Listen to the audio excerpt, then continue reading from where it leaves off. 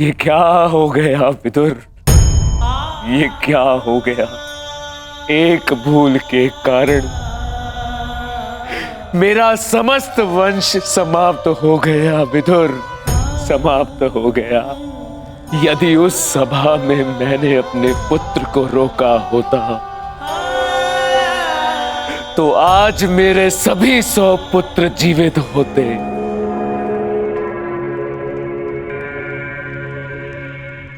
किंतु अब समय आ गया है पश्चाताप करने का। जाओ विदुर और पांडवों को जाकर संदेश दो कि वो आकर अपना राज्य ग्रहण करें, और भीम से कहना कि वो मेरी सभा में आने से पूर्व वो मेरे समक्ष आए। मैं उस वीर से मिलना चाहता हूँ जिसने अपनी प्रतिज्ञा पूर्ण करने हेतु मेरे 100 पुत्रों को काल की गाल में डाल दिया। जाओ विदुर, जाओ।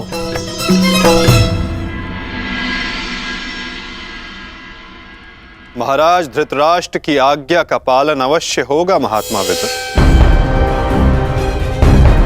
कल पांडव उनके समक्ष अवश्य प्रस्तुत होंगे।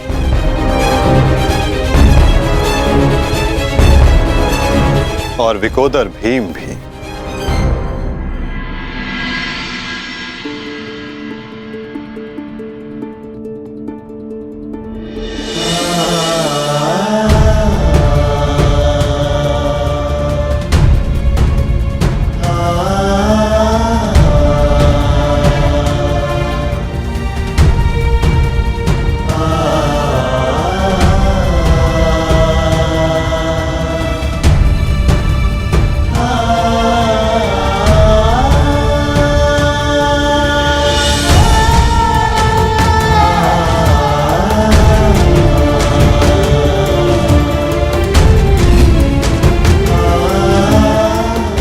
कल्याण हो पुत्रों।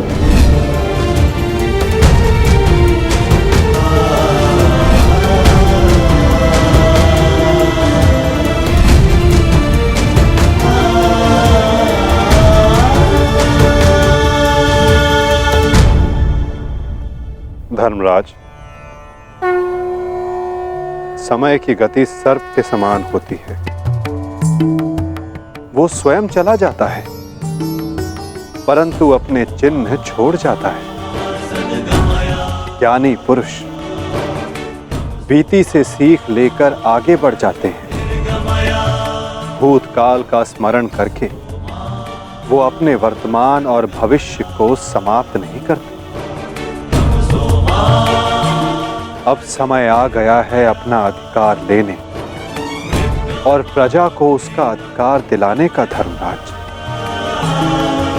तुम धर्म युद्ध जीत चुके हो, अब धर्म की स्थापना करो। धर्मराज, आगे बढ़ो।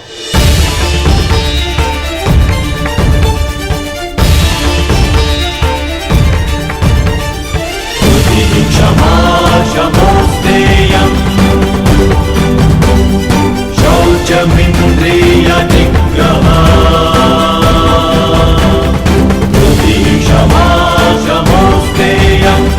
शौचमिन्द्रिय निग्रह निर्विद्या सत्यं क्रोधो दशकं धर्मलक्षणम्। स्वागत है सम्राट। महाराज धृतराष्ट्र आप सभी की प्रतीक्षा कर रहे हैं। दशकं धर्मलक्षणम्, दशकं धर्मलक्षणम्। ठहरो सैनिक।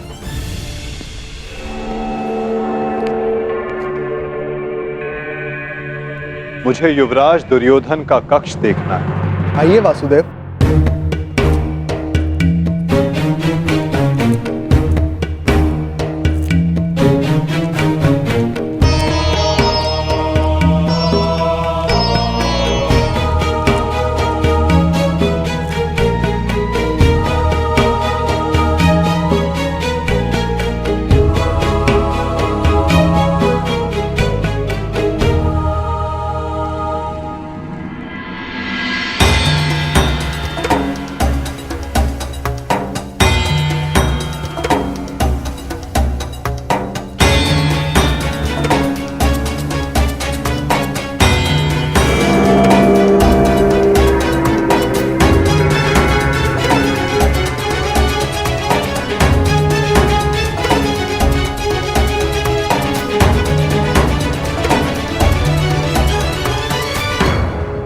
इस लौह प्रतिमा का उपयोग युवराज अपने युद्ध अभ्यास के लिए किया करते थे।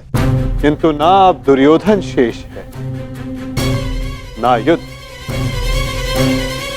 अब इस प्रतिमा का स्थान बदलने का समय आ गया है।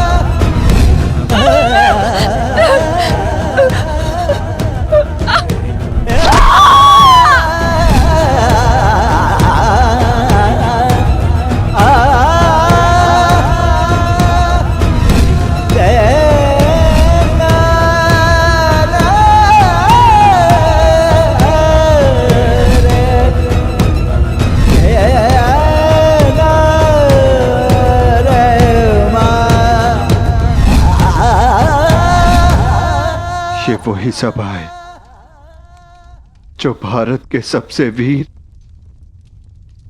और महान महारथियों से सजी रहती थी, और आज ये रिक्त है। वो एक अशुभ दिन था, वो एक द्युत सभा जो मेरे 100 भाइयों और उन सभी महारथियों के विनाश का कारण बनी। 100 नहीं, 101 101 भाई थे भ्राता भीम, कौरव और ज्येष्ठ कर्ण। सारी प्रतिज्ञाएं पूर्ण हो गई। यदि कुछ खाली है तो ये सभा। तुम सब विलाप ना करो।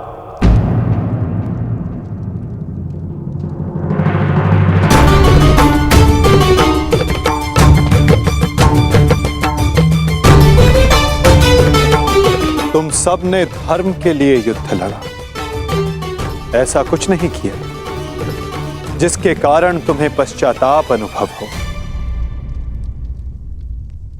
ठीक कहा वासुदेव।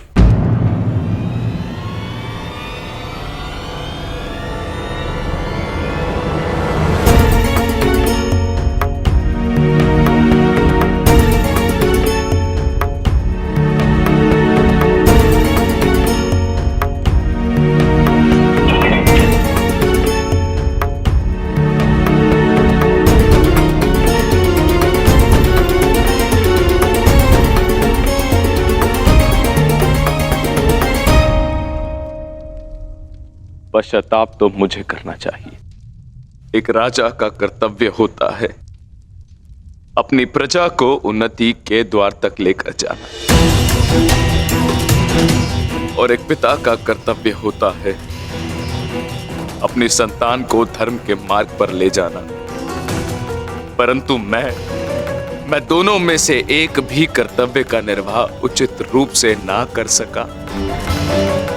यदि आज ये सभा रिक्त है तो उसका कारण मैं ही हूं वासुदेव। भीम, तुमने मेरे 100 पुत्रों का वध किया है, किंतु अब मुझे तुम्हारे भीतर अपने वो 100 पुत्र अनुभव होते हैं। पुत्र, एक बार केवल एक बार एक अभागे पिता के आलिंगन में आ जाओ।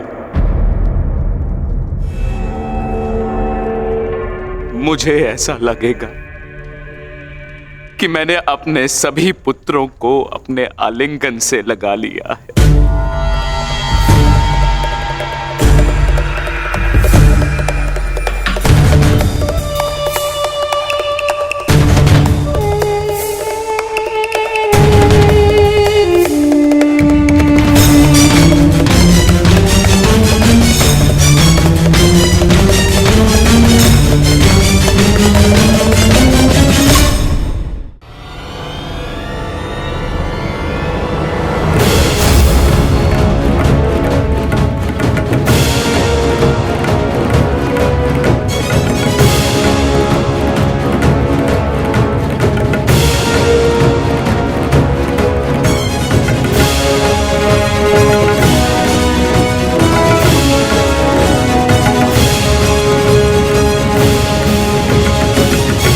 तुम्हारे अंदर 100 हाथियों का बल है ना भीम, और मेरी भुजाओं में भी मेरे 100 पुत्रों का वध करते हुए तुम्हें तनिक भी पीड़ा नहीं हुई भीम? तनिक भी हृदय नहीं कांपा तुम्हारा अपने भ्राताओं का वध करते हुए?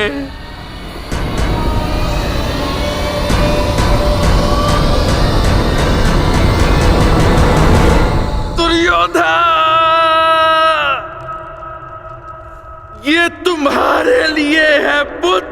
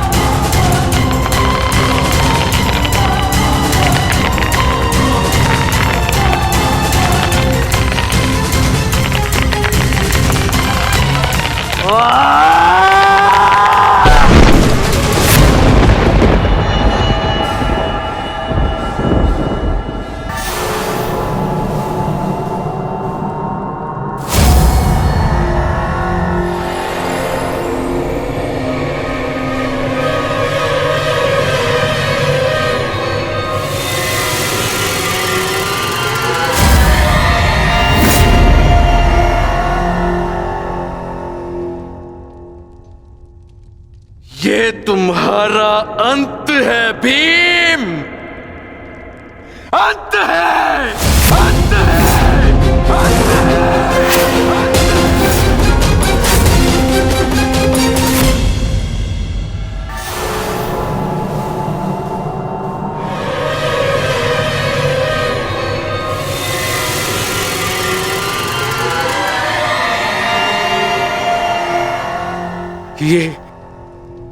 ये मैंने क्या कर दिया? मैं भी पुत्र हंता हो गया। ये मैंने क्या कर दिया देव? भ्राता पांडु, मुझे क्षमा कर देना भ्राता पांडु।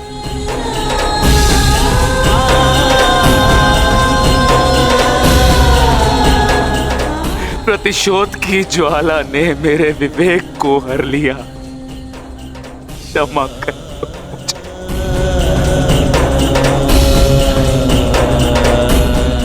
पुत्र भीम,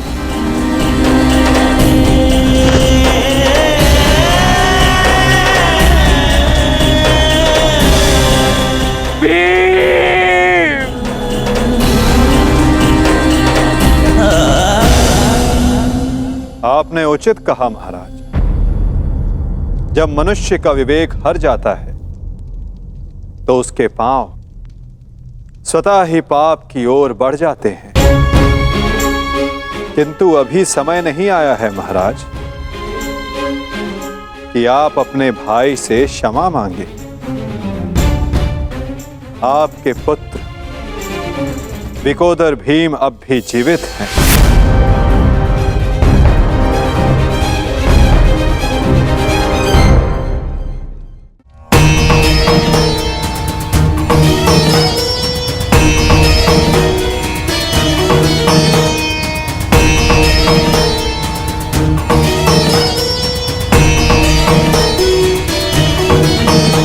एक विवेकहीन निर्णय ने द्यूत रचा, दूसरे विवेकहीन हठ ने पांचाली का चीर हरण किया। ये विवेकहीनता ही तो थी महाराज, जो महाभारत का बीज बना। नारायणं नमस्कृत्य नरं चैव नरोत्तमं प्रतिशोध की अग्नि शत्रु से पूर्व स्वयं को जलाती है। व्यासं अपने मन को शांत कीजिए। आप अभी पुत्रहीन नहीं हुए हैं। आपके 5 पुत्र सरस्वती अभी जीवित हैं। ततो जयं मुदीरये।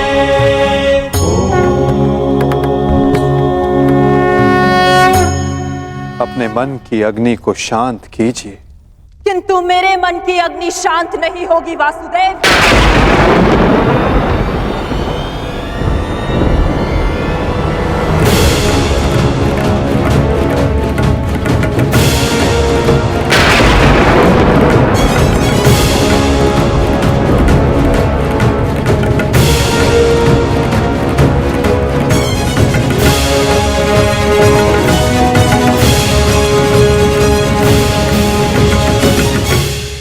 छल से मेरे सभी पुत्रों को मरवा डाला वासुदेव।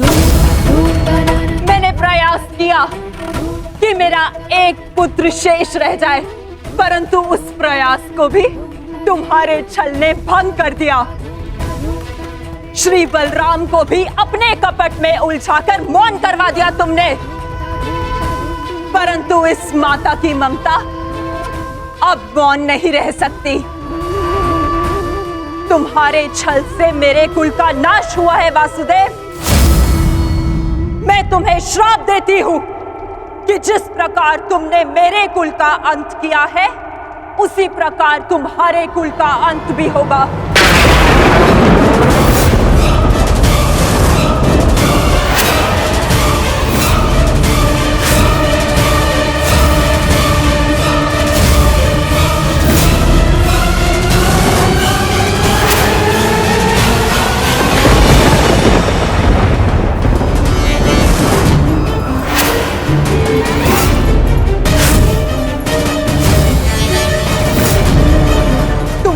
कुल भी ऐसे ही आपस में लड़कर नष्ट हो जाएगा।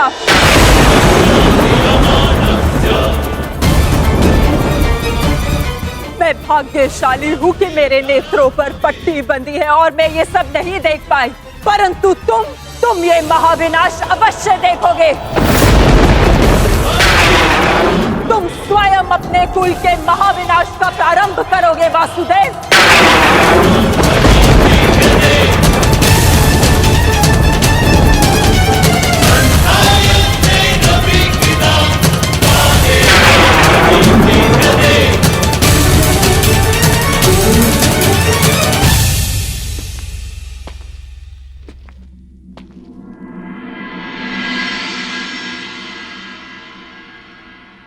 जिस प्रकार एक प्रसन्न माता का आशीष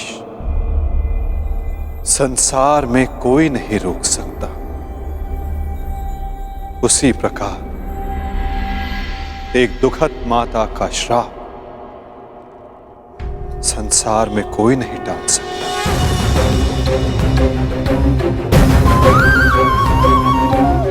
मुझे आपका श्राप स्वीकार है माते।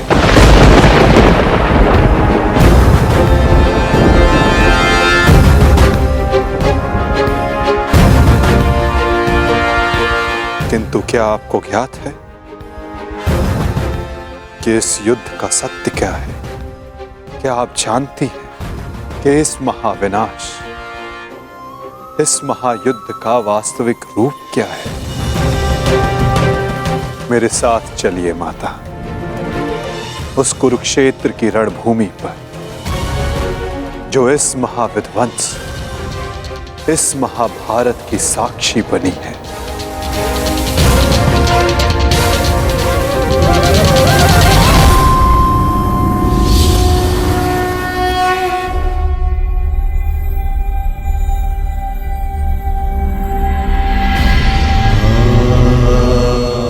ये दुर्गंध कैसी वासुदेव? ये दुर्गंध उन वीरों के शवों की है जिन्होंने इस महायुद्ध में अपना बलिदान दिया है माता, परंतु जिन्हें अंतिम संस्कार का अवसर भी ना मिला। ये दुर्गंध यहाँ हुए भीषण संहार के एक एक क्षण का अनुभव करा रही है मुझे। तुमने छल से मेरे एक एक पुत्र का वध कराया है वासुदेव। अपने दिए गए श्राप पे मुझे कतई भी पश्चाताप नहीं है। इस युद्ध से किसी को कुछ प्राप्त नहीं हुआ। ये युद्ध सबके लिए दुर्भाग्य ही साबित हुआ है और तुम्हारे लिए भी ये दुर्भाग्य ही साबित होगा। और आज मेरे श्राप के रूप में तुम भी उस युद्ध से दुर्भाग्य ही लेकर जाओगे। जब आप मुझे अपराधी मान ही चुकी हैं, जब आप मुझे दंड दे ही चुकी हैं, तो आप मेरा कोई स्पष्टीकरण भी स्वीकार नहीं करेंगी माता।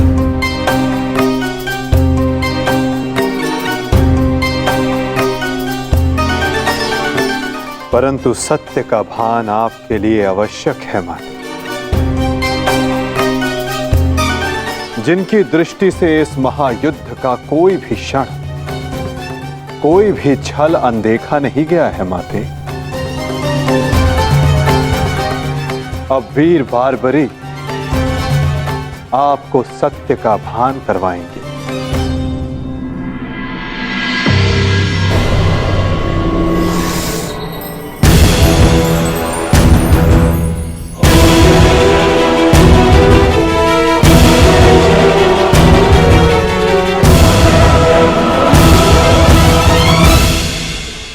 अब आपके समक्ष वीर बार्बरीक है गांधार पुत्री, जो आपके पौत्र भी हैं, जो इस युद्ध के एकमात्र दर्शक हैं।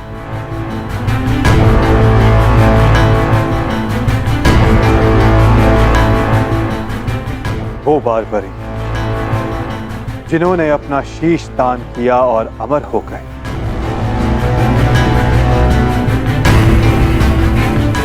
अब वही आपको सत्य का ज्ञान करवाएंगे। वीर बार्बरीक की दृष्टि से इस महाभारत का कोई भी बल और छल अनदेखा नहीं रहा है माता। अब बार्बरीक आपको सत्य बताएंगे। पुत्र बर्बरिक, तुम स्वयं बताओ, क्या वासुदेव ने छल से मेरे पुत्रों का वध नहीं करवाया है? यदि तुमने इस युद्ध का एक एक क्षण निष्पक्ष होकर देखा है, तो बताओ, कौरव वंश के वट वृक्ष महामहिम भीष्म, जिन्हें इच्छा मृत्यु का वरदान था, क्या वासुदेव ने उन्हें अपने छल से धराशाही नहीं करवाया है?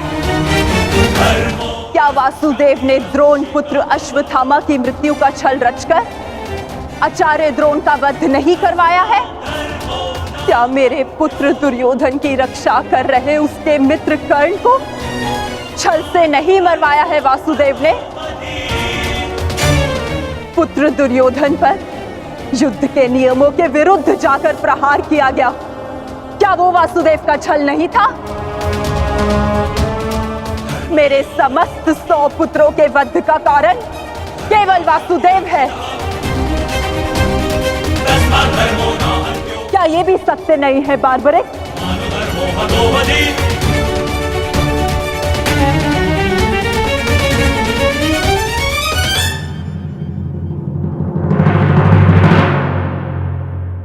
मैं आपसे सहमत हूं माते। ये सब स्वयं वासुदेव ने करवाया।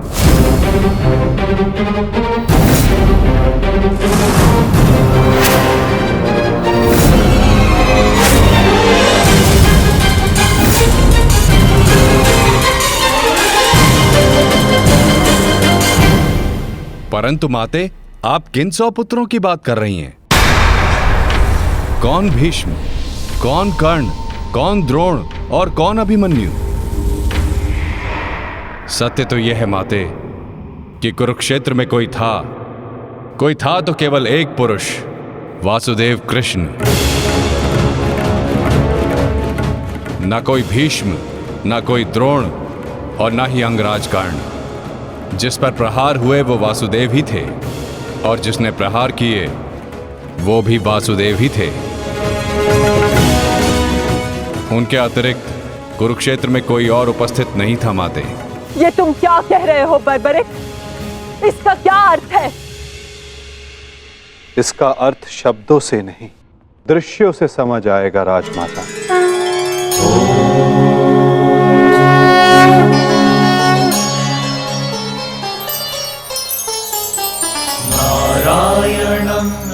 इस युद्ध के प्रारंभ से अंत तक हर प्रहार मैंने किया और हर प्रहार मैंने ही सहा। व्यासं ततो जयम् उदीरये देवीं सरस्वती। धर्म स्थापना के लिए धनुष, गदा, खड्ग ये सब मैंने ही उठाए और इन सारे अस्त्रों का हर एक प्रहार मैंने ही सहा।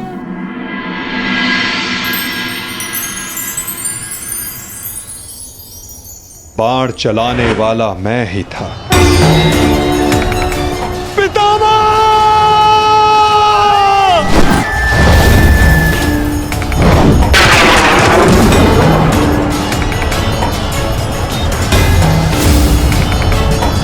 और उस बाण को अपने शरीर पर लेने वाला भी मैं ही था।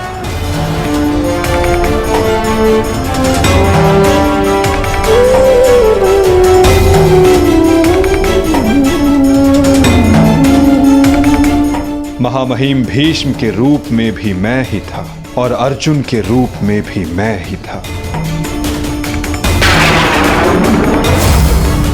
और सरशैया पर लेटने वाला भी मैं ही था।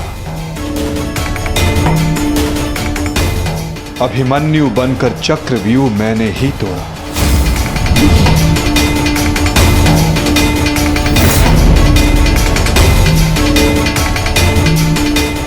वापस आओ अभिमन्यु, लौट आओ, व्यूह में प्रवेश मत करो। विश्वास कीजिए दात्री, मैं इस चक्रव्यूह को तोड़ सकता हूं और यदि मेरा सर कट भी जाए तब भी आपका सर गर्व से उठा रहेगा। और उस दिन मुझे ही घेर कर मारा गया।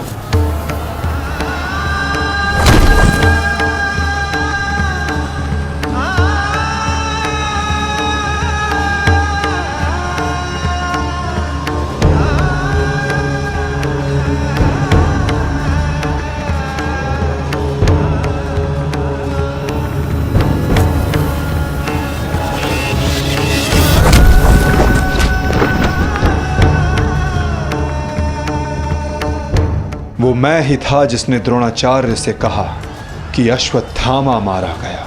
आपने बिल्कुल सही सुना आचार्य द्रोण। अश्वत्थामा मारा गया। द्रोणाचार्य के रूप में अस्त्र त्यागने वाला भी मैं ही था।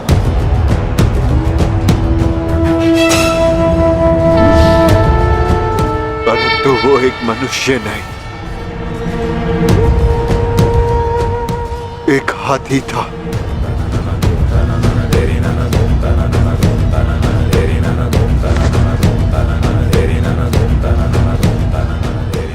अश्वत्थामा! और धृष्टद्युम्न बनकर मैंने ही स्वयं पर प्रहार किया।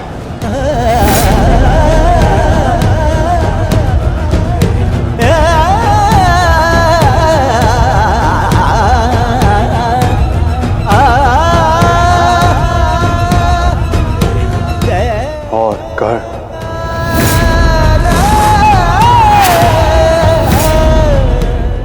के रूप में मैंने ही अपना कवच अपने शरीर से अलग किया।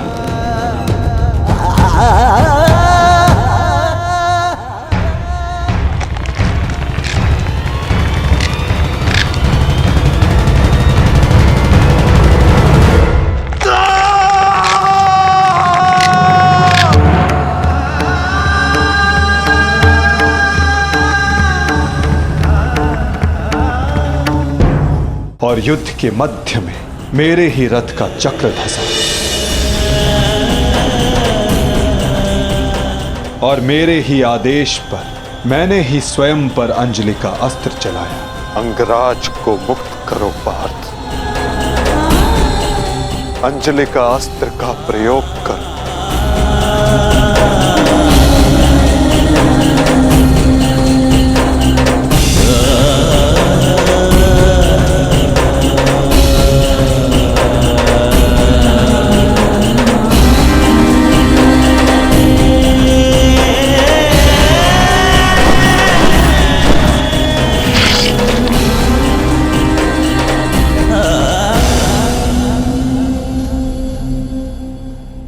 दुर्योधन के रूप में मेरी ही जंघा पर प्रहार करके मेरा ही अंत किया गया।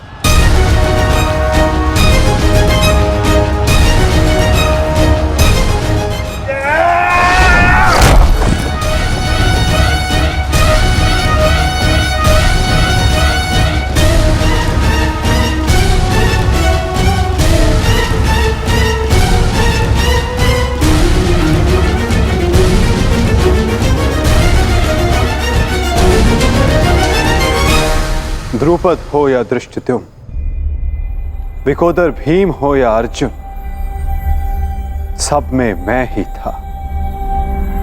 मैं ही विजयी हुआ और मैं ही पराजित हुआ।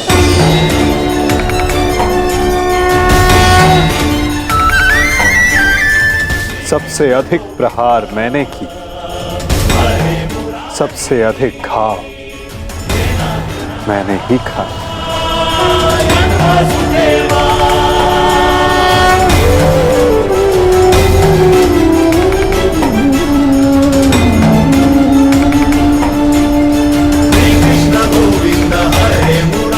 अठारह दिनों के इस महासंहार हर बार मृत्यु मेरी ही हुई। गिरता था जो घायल होकर रणभूमि में, वो मैं ही था। अश्वत्थामा के अंगों से रक्त पीप श्वेत बनकर मैं ही युग युगांतर तक भटकूंगा। जीवन मैं तो मृत्यु भी मैं ही।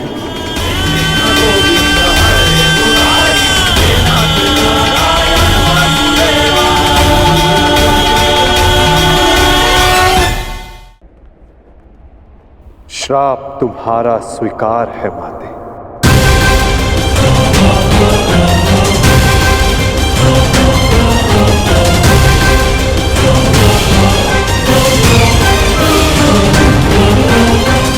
परंतु जब सब आपने किया तो ये माया क्यों मेरे वासुदेव? आप सब एक क्षण में ठीक कर सकते थे, तो फिर ऐसा आपने क्यों नहीं किया? फिर उन प्रतिज्ञाओं का क्या होता माते, जो सबने ली थी? उन अपराधों के दंड का क्या होता, जो सबने किया? उन कष्टों का पुरस्कार क्या होता, जो धर्म ने सहे? उस सीख का क्या होता, जो इस युद्ध में हुए हर मृत्यु से मानव जाति को मिले और जो संसार में प्रलय आने तक उनका मार्गदर्शन करेगी?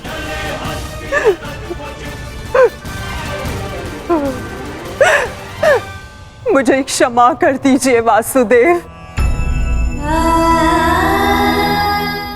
मेरा श्राप वापस नहीं लिया जा सकता, परंतु क्षमा अवश्य मांगी जा सकती है वासुदेव। अपने पुत्र मोह में खोकर मैं उचित और अनुचित का भेद भूल गई थी। मुझे क्षमा कर दीजिए केशव कि उस हो रहे अधर्म के विरुद्ध ये गांधारी अपने स्वर ना उठा पाए। क्षमा कर दीजिए।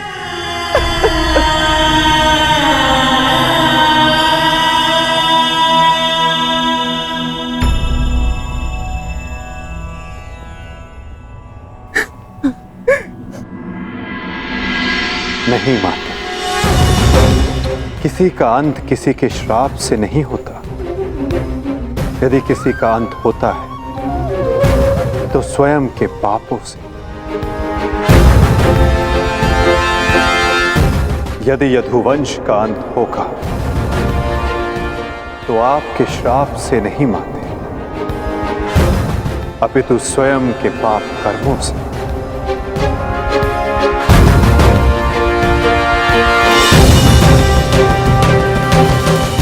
जब जब समाज में अपराध बढ़ेगा, एक महाभारत सामने आएगी। अपने ही अपनों को काटेंगे, कभी कुरुक्षेत्र में तो कभी द्वारका में।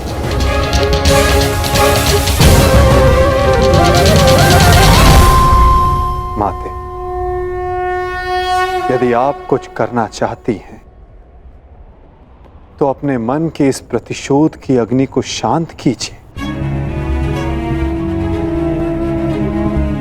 और पांडवों को आशीष दीजिए। युधिष्ठिर का राज्य अभिषेक करवाइए और धर्म स्थापना में आपका ये योगदान और आपका आशीष आवश्यक है माते।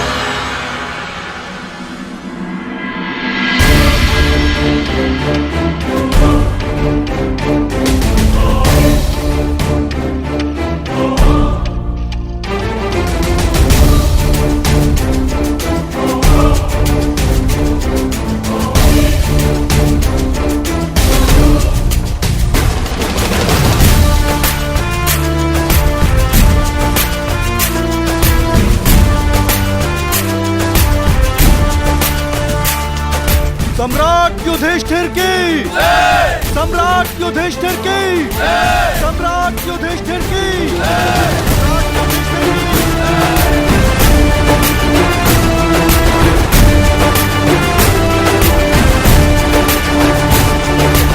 धर्मराज,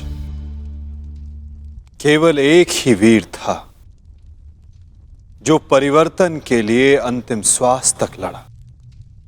महारथी सूर्य पुत्र कर्ण।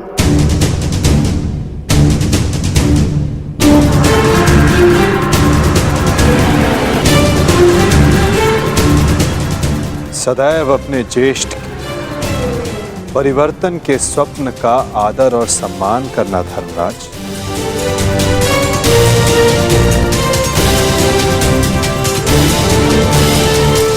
सम्राट पद पर स्थापना के पश्चात मैं पहली घोषणा करता हूं,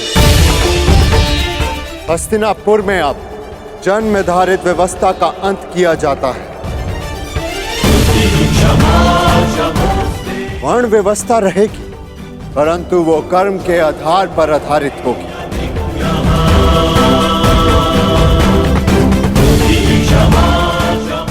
सूत हो या शूद्र हो, सबको शिक्षा का समान अधिकार दिया जाएगा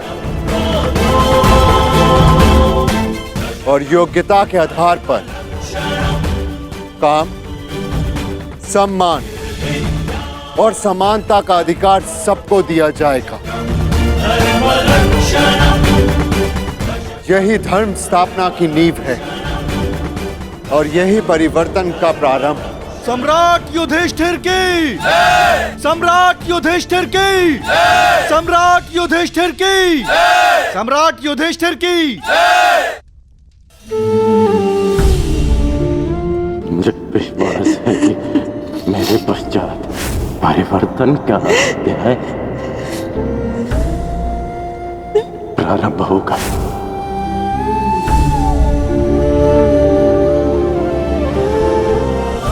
देख रहे हो राधे, तुम्हारे मन चाहे परिवर्तन का प्रारंभ हो चुका है। महाभारत के इस महायुद्ध में 18 अश्वनी सेना और बहुत से महारथियों ने अपने प्राणों का त्याग किया है। मैं उन वीरों के परिवारों को नमन करता हूं।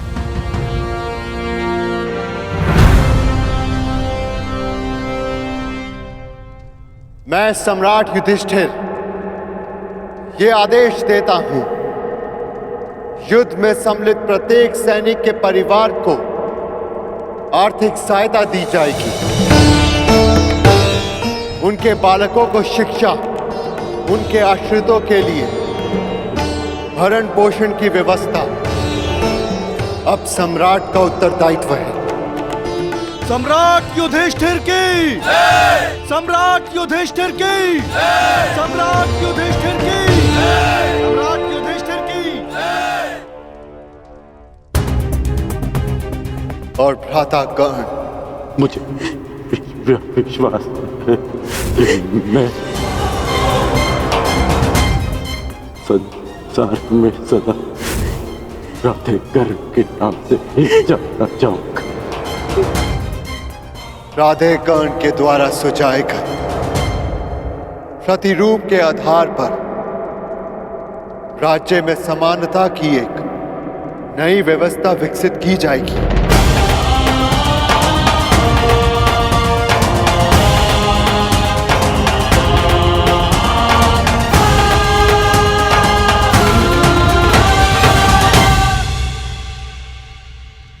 युधिष्ठिर और अन्य पांडवों ने अपने ज्येष्ठ कर्ण के दिखाए परिवर्तन के मार्ग पर चलते हुए एक धर्म राज्य का निर्माण किया। अर्जुन का लक्ष्य अब केवल एक महान व्यवस्था की स्थापना थी। 100 कौरवों का नाश कर देने वाले भीम ने भी अब निर्माण की भागदौड़ संभाल ली थी और नकुल सहदेव अपनी माता कुंती, गांधारी और बुजुर्ग हो चले धृतराष्ट्र की सेवा में लगे थे। हर ओर धर्म था, संपन्नता थी, आनंद था, परंतु अतीत से छूटा एक बाण परीक्षा बनकर भारत के भविष्य पर मंडरा रहा था।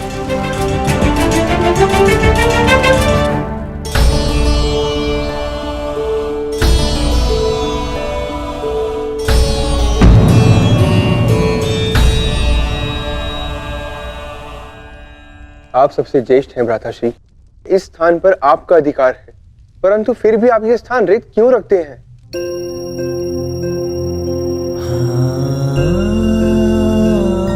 नहीं नकुल, ये स्थान मेरा नहीं है। भ्राता कर्ण हम सबसे ज्येष्ठ हैं और सर्वप्रथम इस स्थान पर सिर्फ उनका अधिकार है।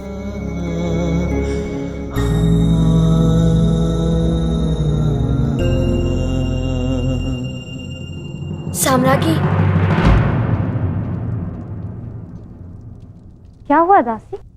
इतनी व्यग्र क्यों हो? युवरानी उत्तरा को प्रसव पीड़ा होना आरंभ हो चुका है।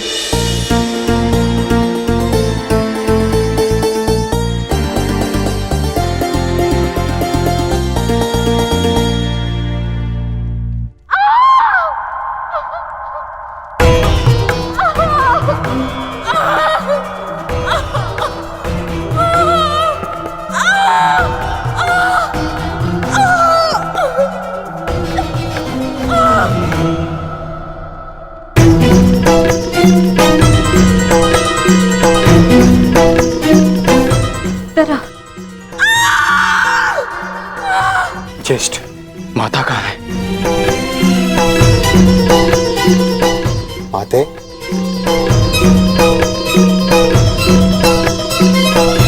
माता, माता वो उत्तरा। हम भीतर जाकर देखते हैं।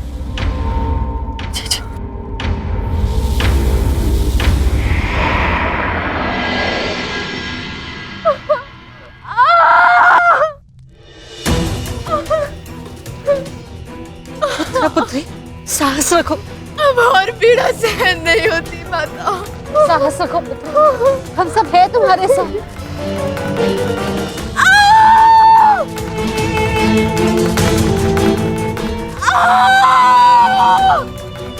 माता, प्रसव पीड़ा तो सबको होती है, परंतु उत्तरा के लक्षण गंभीर हैं।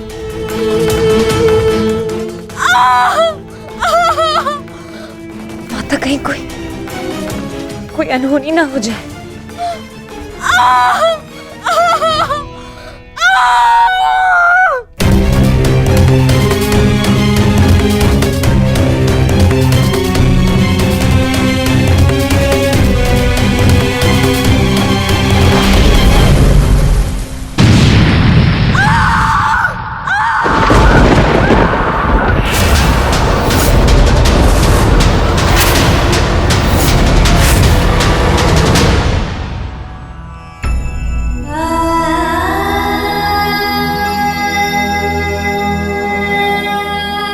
क्या अनर्थ हो गया? अब हम क्या उत्तर देंगे उत्तरा को? उत्तरा,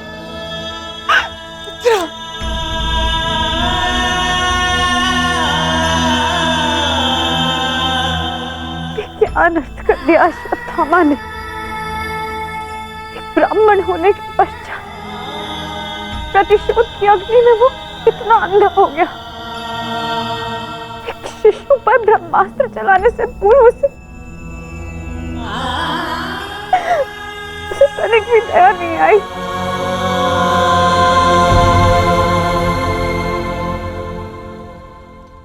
क्षमा कीजिए महाराज, किंतु हम शिशु नहीं बचा सके।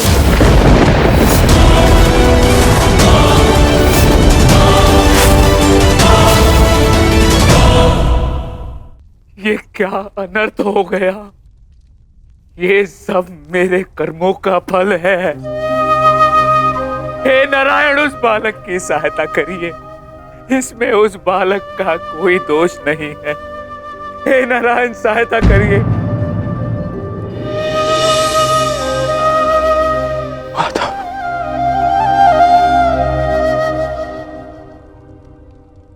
माता,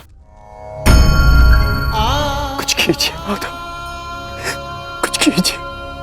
मैं आपसे विनती करता हूं, हमारे वंश के अंतिम बीज की रक्षा कीजिए, अन्यथा हमारा वंश समाप्त हो जाएगा।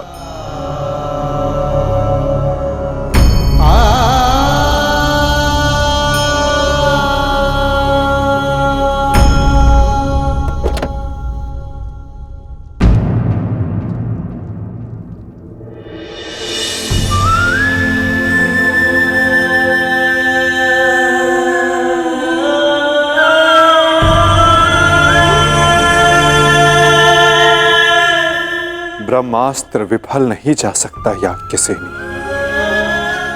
ब्रह्मास्त्र का संधान हुआ है तो उसका परिणाम निकलना भी निश्चित है।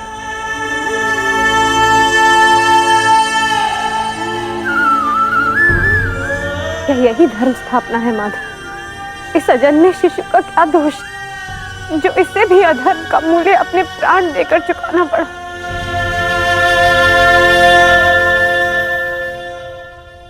एक पापी के पाप का फल निरीह उत्तरा क्यों भुगतेगी?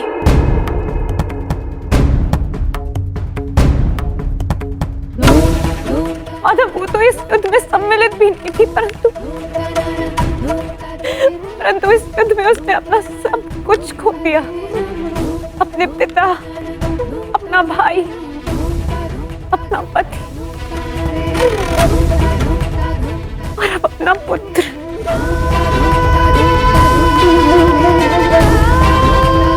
ये कैसी धर्म स्थापना है माधव?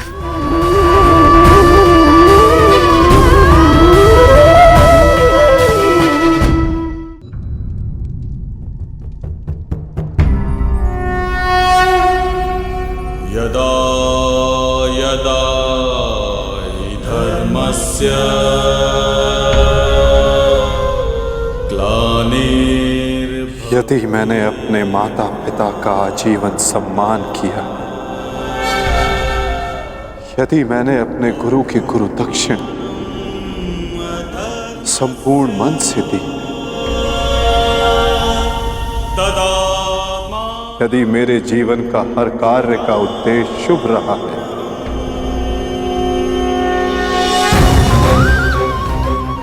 यदि मैंने धर्म स्थापना के लिए संपूर्ण प्रयास किया है,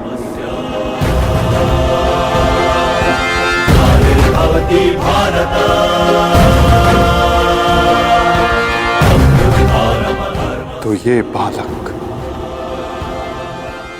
अभी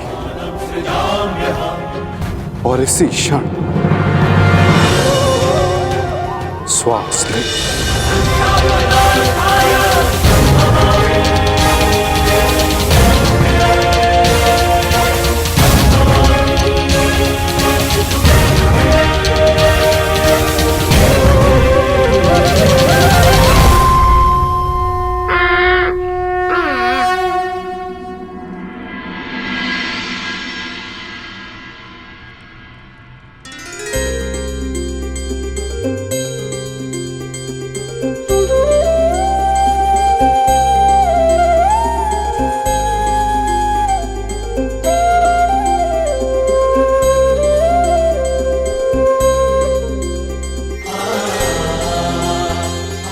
अपने जीवन की सबसे कठिन परीक्षा में सफल हुआ है ये बालक। ब्रह्मास्त्र की कठिन परीक्षा में खरा उतरा है ये बालक, जो धर्म स्थापना का मुख बनेगा।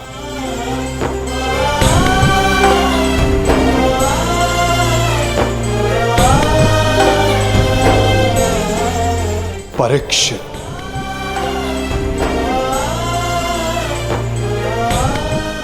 हाँ याज्ञसेनी, इस बालक का नाम परीक्षित होगा। विशाली!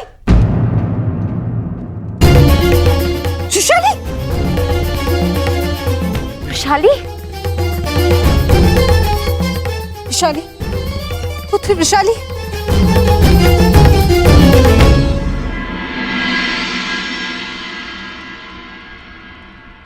बधाई हो सम्राट।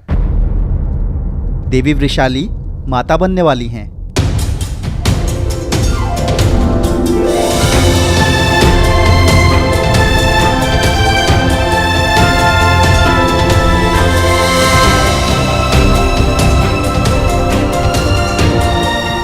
प्रभु को कोटि कोटि धन्यवाद।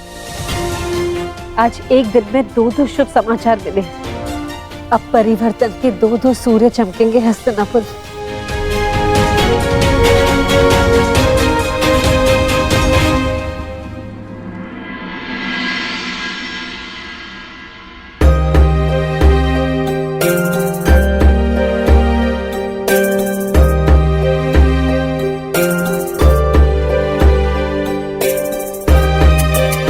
परिवर्तन का नया युग प्रारंभ हुआ है वृषाली। प्रसन्न हो जा कि सूर्य पुत्र को तर्पण देने वाला इस संसार में आने वाला है।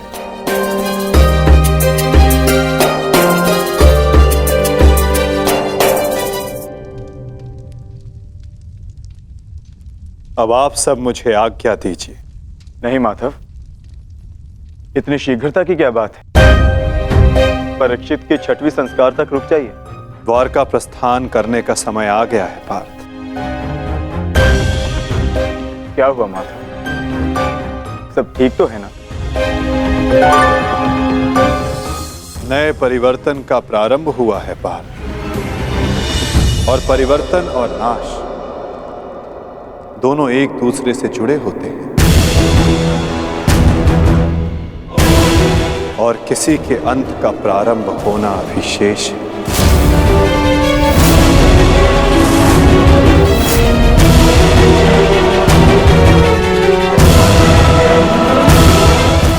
बचाओ बचाओ बचाओ! बचाओ! बचाओ! मैं तेरा अंत कर दूंगा। जानता है मैं कौन हूं? मैं हूं इस द्वारिका का भविष्य। सांब!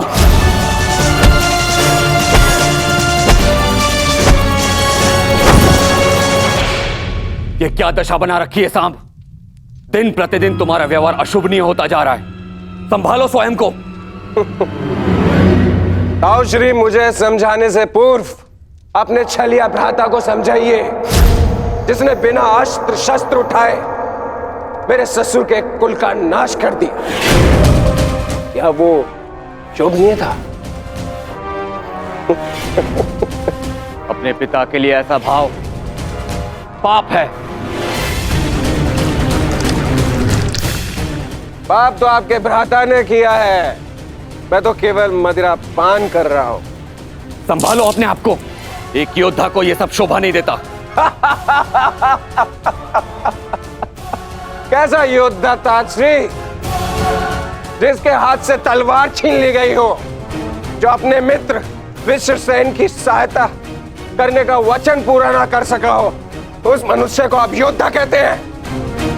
जब युद्ध करने का समय था तो युद्ध नहीं करने दिया। अब इस अपमान को गले से निकलने के लिए इस मदिरा के अतिरिक्त मेरे पास और कोई सहारा नहीं है। मुझे विश्वास नहीं होता कि तुम कृष्ण पुत्र हो। नहीं हूं मैं, नहीं हूं छलिया का पुत्र। वो केवल मेरे लिए एक छलिया है, केवल एक छलिया। सांब!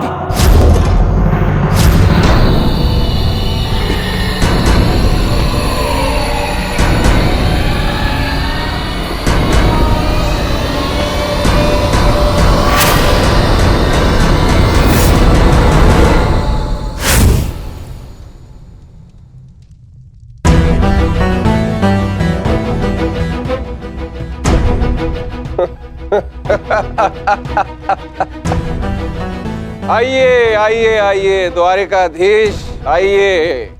स्वागत है आपका, स्वागत है। लौट आए आप। करा इस आर्यव्रत के सभी महारथियों का अंत। कराए धर्म स्थापना के नाम पर अपना पलड़ा भारी। अब अरे अच्छी, आप देख क्या रहे? स्वागत नहीं करेंगे इनका? इतना महान कार्य पूर्ण करने के पश्चात आज लौटे हैं। आज तो राजभवन में उत्सव होना चाहिए। पांचाल, काशी, मगध, छेदी, सभी महाजनपदों के महान शासकों का अंत करवा डाला, सिर्फ धर्म स्थापना के नाम पर। अब क्या बचा पूरे भारतवर्ष में? पूरे भारतवर्ष में सिर्फ दो महान राज्य। पहला द्वारिका, दूसरा हस्तिनापुर। और हस्तिनापुर का महान शासक धर्मराज युधिष्ठिर पहले से ही अपने चारों भाइयों के साथ इनके तलवे चाटता है।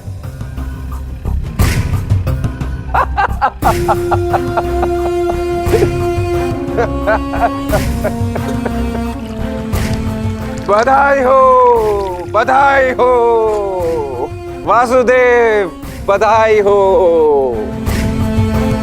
आप अपने उद्देश्य में सफल हुए। जीत गया द्वारिका महाभारत। परंतु आपने भी मूल्य कुछ कम नहीं चुकाया। हमारी 7 औक्षणी सेना का अंत करवा दिया। क्या मिला आपको हमारे वीर सैनिकों का अंत करवा कर? क्यों किया आपने?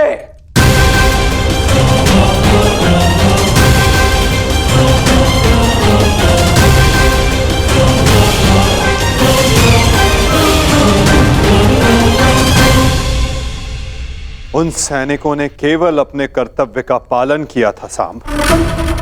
युद्ध लड़ा, अनेकों को मारा और स्वयं वीर गति को प्राप्त हो गए। उन्होंने तो स्वर्ग की सीढ़ियां पाली सांब।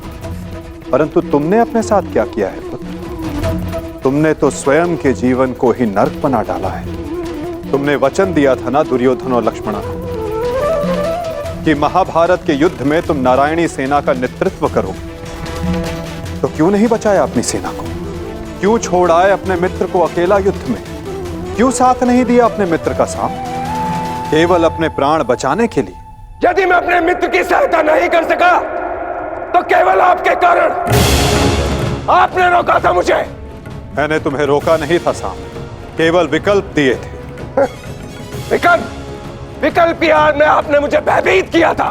भयभीत नहीं किया था साम, मैंने केवल तुम्हें यदुवंशी के नियम स्मरण करवाए थे कि यदि नारायणी सेना परास्त होती तो उसके साथ नारायणी सेना का सेनापति अपनी उपाधि खो देता है। विकल्प मैंने अर्जुन और दुर्योधन को भी दिए थे। दुर्योधन ने युद्ध करना चुना और अर्जुन ने धर्म स्थापना, और तुमने युद्ध में भाग ना लेना चुना साम।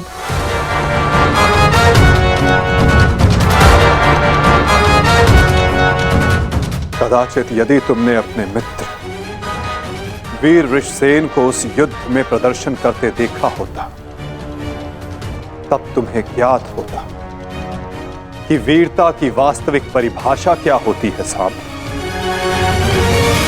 यदि तुमने अपने प्राण उस युद्ध में गवा दिए होते तो आज मेरा सर गर्व से ऊंचा होता, किंतु नहीं। तुम तो मदिरा के मद में स्वयं के जीवन को धीरे धीरे करके मार रहे हो। लज्जा आती है तुम पर साहब, लज्जा आती है।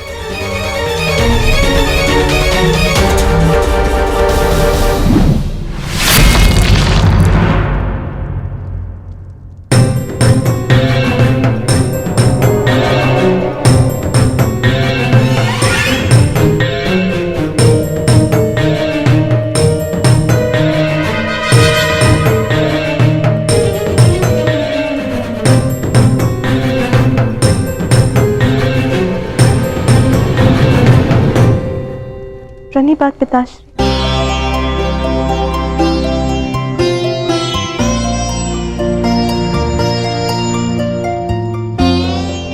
पिताश्री मैं क्षमा। लक्ष्मणा, इतनी लंबी यात्रा से आया हूं पुत्री, भोजन नहीं कराओगी? जी पिताश्री।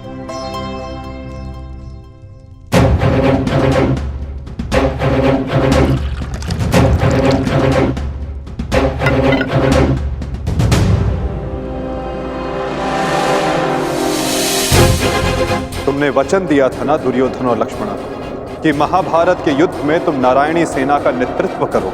क्यों छोड़ आए अपने मित्र को अकेला युद्ध में? क्यों साथ नहीं दिया अपने मित्र का साथ, केवल अपने प्राण बचाने के लिए?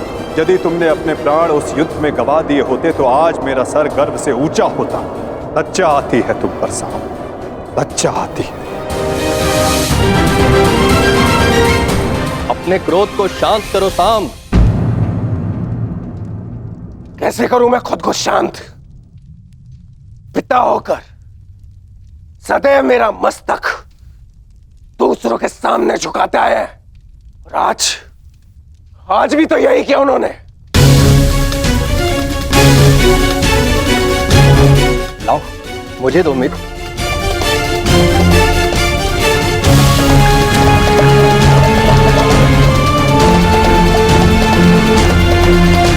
लो दियो।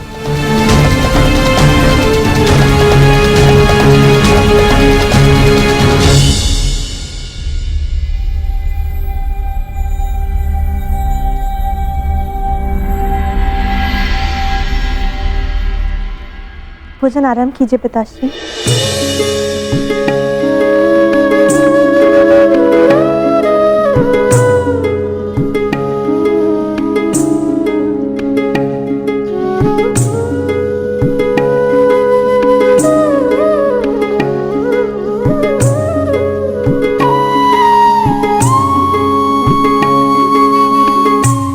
पिताश्री, क्या आप मुझे मेरे पिता के विषय में कुछ बता सकते हैं? युद्ध में क्या हुआ था?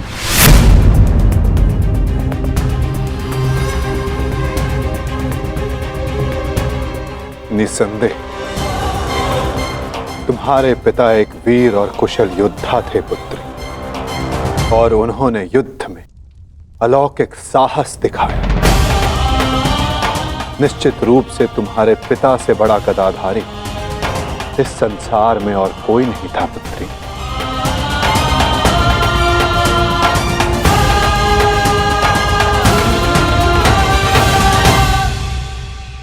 यदि ये सत्य है तो उन्हें ये संसार छोड़ के क्यों जाना पड़ा पिताश्री? हमारे कर्म और हमारे चयन हमारी नियति निर्धारित करते हैं। कुछ भावों और कुछ वस्तुओं में अधर्म का वास होता है।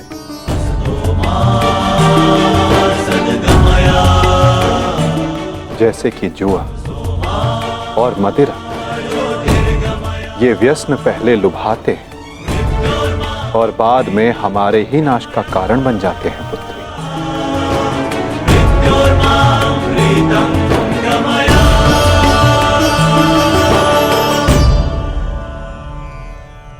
लो मित्र, पियो।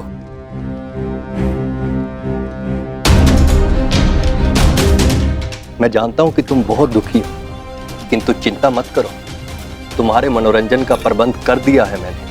कैसा मनोरंजन?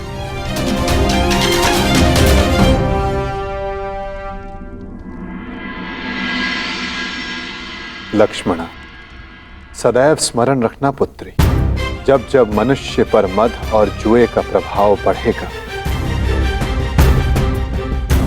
तब तब वो अपने पग अपने पतन की ओर बढ़ाएगा।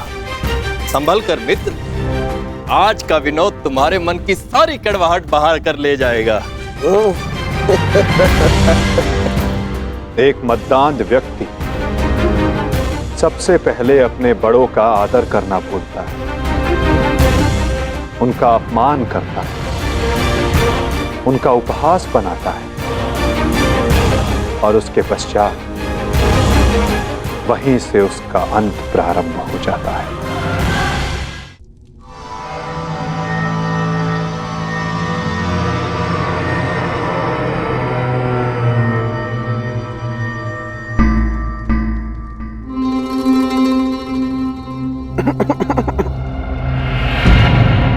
तो आप हैं महान ऋषि, सुना है महात्मा कि आप भविष्य बता सकते हैं।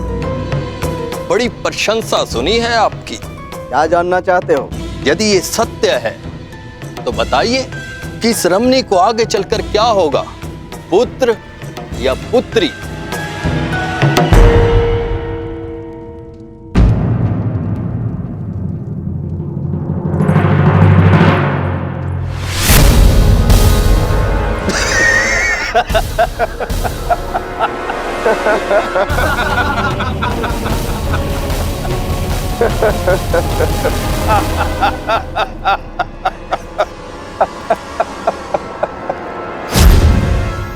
और समय बताना मत भूलिएगा महाराज। यदि आपकी भविष्यवाणी सत्य नहीं हुई तो आप अपनी बाकी की तपस्या हमारी बंदी गृह में पूर्ण करेंगे।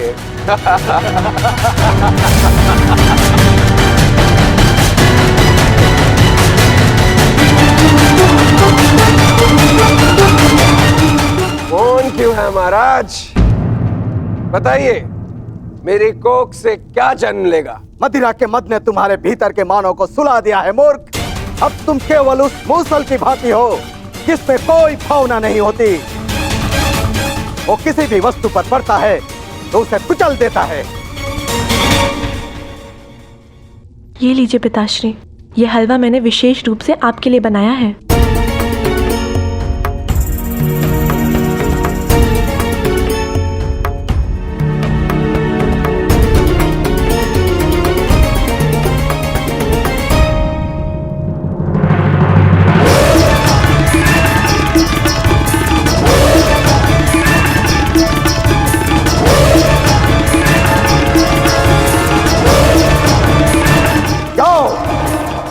ठीक 1 सप्ताह के पश्चात तुम्हारे पेट से मूसल ही उत्पन्न होगा जो तुम्हारे वंश के विनाश का कारण बनेगा। जिस मदिरा के मद में तुमने मेरा अपमान करना चाहा, वो मदिरा तुम्हारे नाश का कारण बनेगी।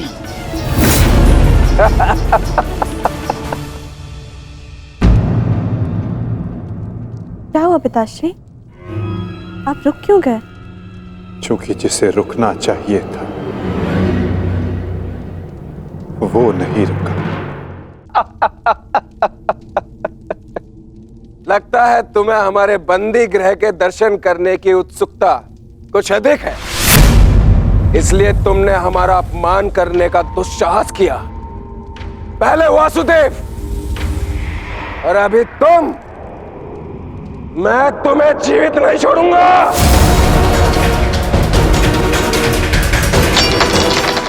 अरे ये क्या कर रहे हो मित्र? शांत हो जाओ और इनसे क्षमा मांगो ताकि अपना श्राप वापस ले ले। ये क्या कह रहे हो तुम? इस पाखंडी से क्षमा मांगो? ये एक पाखंडी है। भला कभी किसी पुरुष के कोख से कुछ जन्मते हुए देखा है? ऐसे ढोंगी साधु से डरने की कोई आवश्यकता नहीं।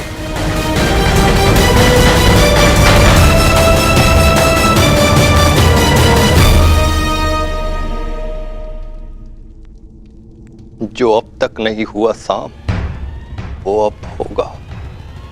साधुओं का श्राप व्यर्थ नहीं जाता।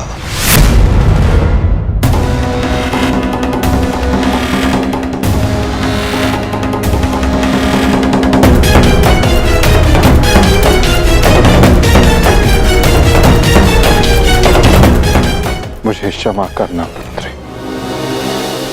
कदाचित मैं तुम्हें कह सकता सदा सौभाग्यवती भव।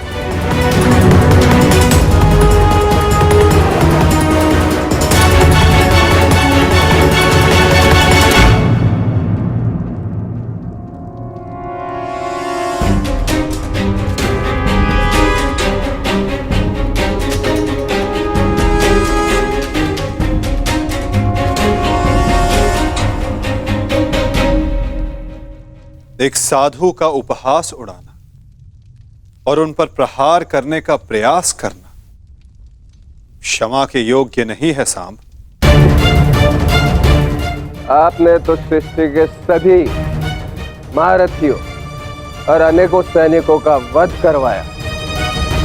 क्या वो क्षमा के योग्य है?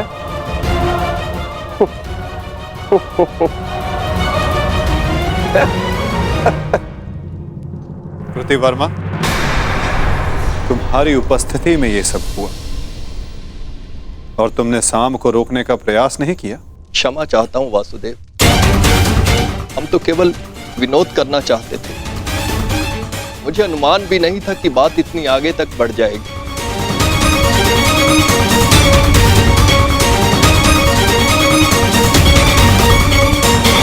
कितना समय? 7 दिन।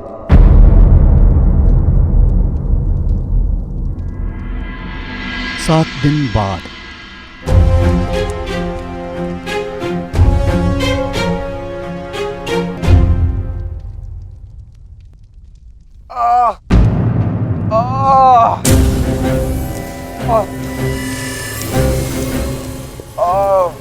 सहायता करो मित्र, मेरी सहायता करो। अत्यधिक पीड़ा हो रही है। कैसी पीड़ा हो रही है तुम्हें?